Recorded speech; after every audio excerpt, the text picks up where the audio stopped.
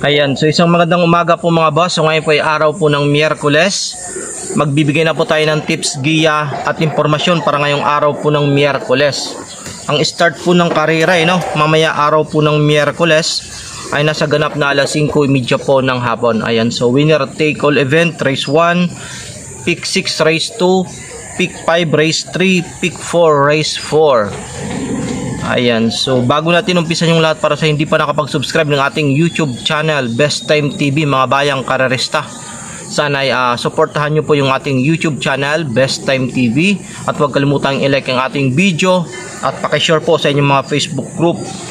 Ayan, so yung ating bagong YouTube channel, yung Karera Tips ni San, pakivisit na lang po at subscribe na lang po mga bayang karista, So abang-abang lang po kayo doon sa ating bagong YouTube channel. Baka mamaya mag-post po tayo ng mga panibagong tips maliban po dito sa ating lumang YouTube channel, yung mga tingin ko mga panulo kung sakali man mamaya. So sana magsuportahan nyo po yung ating bagong YouTube channel na Karera Tips ni San.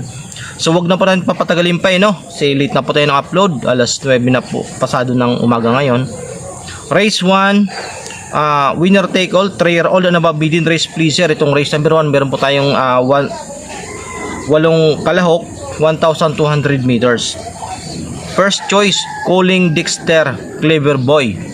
Yan po yung aking first choice. Tingin ko ito po yung malalamado Sa daso kasi lamang yung 2, pero sabi ko pa nga, tingin ko malalamado dito yung 1, itong Calling Dexter. Nagkaharap na po sila ni Edge of Glory. 1.13 po si 1.13 imedya si Calling Dexter, si Edge of Glory naman 1.15. So yan, tingin ko malalamado po ito si Calling Dexter. So second choice ko na rin si Edge of Glory. Tingin ko ito po yung magiging kalaban ng 1, tsaka itong numero 3 na Unforgiven. So dito tatlo ako sa race number 1, Calling Dexter, Clever Boy, tapos Edge of Glory, tsaka The Unforgiven, race number 1. Proceed po tayo race number 2, 1,200 meters, 1741. May 8 kalahok po tayo dito. May isang distansya, 1-2 lang sa umpisa ng pick 6. First choice, Luke Skywalker, mag-aana po sa laban.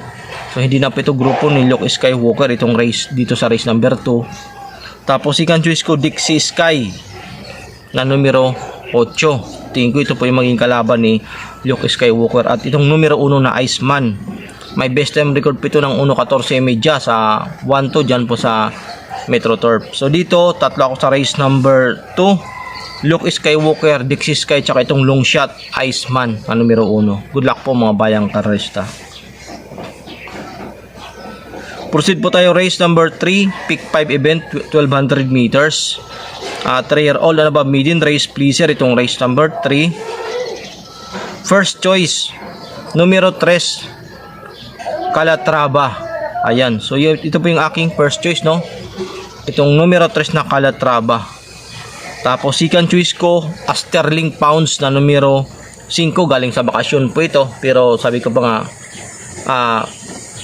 medyo may chance na po si Sterling Pounds dito. Tapos third choice ko itong numero 4, Very Vera. So dito tatlo ako sa race number 3, Calatrava, Sterling Pounds, tsaka itong si Very Vera, race number 3.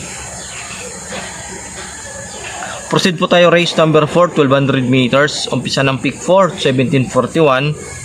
Dito si Don Pipito tsaka They Will Be Done. Tingin ko medyo miniminus ko na po ito mga bayang karesta Si Don Pipito tsaka si They Will Be Done, tingin ko maliit ang chance na makachamba dito sa race number 4. Pero maliban po kay Don Pipito tsaka itong They Will Be Done, tingin ko yung iba dito may mga panalo na po.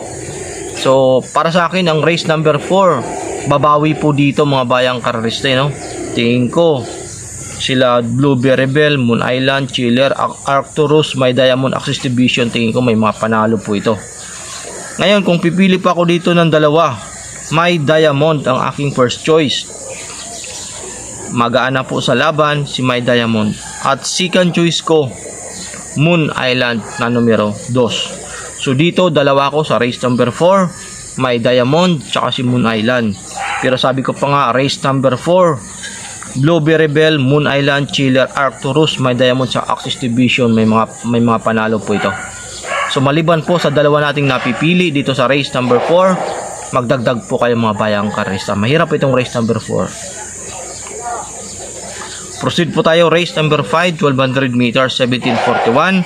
May 8 kalahok po tayo dito. Itong race number 5, anybody's race po ito. Although lamang si Wallop dito, magaan na po sa laban. Pero sabi ko pa nga, wala pong tinatakbo sa mga nagdaang 3 hanggang 4 na takbo ito sa latest run, itong si Wallop. So hindi po natin makakasiguro tayo na mamaya, although lamang po siya dito sa grupo, siya na po ang nakakalamang dito sa laban. So ulitin ko po, si Wallop nakakalamang sa laban, pero magproteksyon po kayo dito. Si Laguna de Bay, Early Bird, Ivan, Barik na, Mr. Sipukot, tingin ko may mga panalo po ito dito sa race number 5. Magulo po itong race number 5. Ako na po yung nagsasabi sa inyo dito mga bayang karista. Magulo po ito. Pwedeng magkaroon ng long shot or upset race number 5. Ngayon kung pipili po ako ng dalawa, si Wallop at saka si Laguna de Bay, long shot. Ayan, ulitin ko po, Wallop, Laguna de Bay. Pero maliban po sa dalawa nating napipili dito sa race number 5, ulitin ko, magdagdag po kayo mga bayang karista doon po sa mga nabanggit natin kanina na pwedeng sumilat sa kanila. Ulitin ko po, Laguna de Bay, Early Bird, Ivan, Barik na, Mr. Sipukot, tsaka si Wallop, yun po yung may mga panalo para po sa akin. Ngayon kung pipili pa ako ng dalawa, Wallop at Laguna de Bay. Good luck po race number 5, magdagdag po kayo dito. Proceed po tayo race number 6, 1200 meters, 1741. May 7 kalahok po tayo sa race number 6. Mababang grupo, race number 6 again, mababang grupo po ito. Dito sa race number 6, tatatlo po ako dito. Bisyo magserbisyo, winning shot, bright mind po ako sa race number 6. So tatlo lang po ako dyan. Bahala na po kayo dyan kung kuhanin nyo po yung tatlo. Pero ito mababang grupo. Kapag natalo yung ating tatlong napipili, dihado na po ang karera talaga. Pero dito sa race number 6, tatlo lang po ako. Tingin ko sila yung angat dito sa laban. Bisyo magserbisyo, winning shot, bright mind, race number 6. Tatlo lang po ako dito.